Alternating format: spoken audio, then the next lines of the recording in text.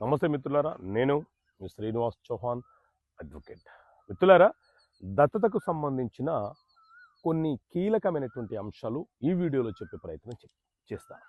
మిత్రులారా, మన దేశంలో Hindu adoption and maintenance act 1956 అనే చట్టం ఉంది.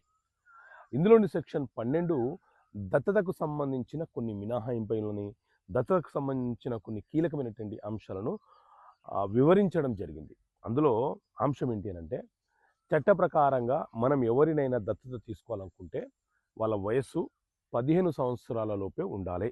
ఒకటి, దత్తత కంటే ముందే ఈ దత్తతగా వచ్చినటువంటి పిల్లలకు ఏవైనా ఆస్తులు సంక్రమించి ఉంటే, వాళ్ళ పేర్ల మీద రిజిస్ట్రేషన్ అయి ఉంటే, ఆ ఆస్తులు వారికే పరిపూర్ణమైనటువంటి హక్కులు ఉంటాయి.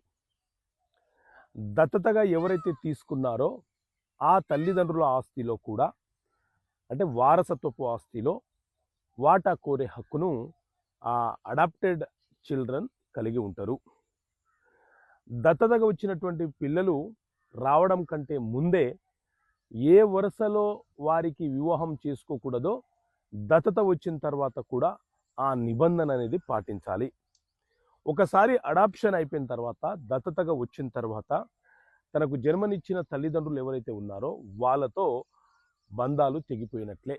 తిరిగి వారి ఆస్తిలో వాటా కోరే హక్కును కానీ, వారి ఆస్తిలో వాటా కావాలని కానీ అడిగే హక్కును మాత్రం కోల్పోతారు. ఎందుకంటే అడాప్టెడ్ ఫాదర్స్ ఎవరైతే ఉన్నారో వాళ్ళ వారసత్వ ఆస్తిలోనే వాటా అడగాలి, కోరాలి. అది చట్టం చెప్తున్నటువంటి అంశము. ఓకే మిత్రులారా, థ్యాంక్ యూ. జై హింద్.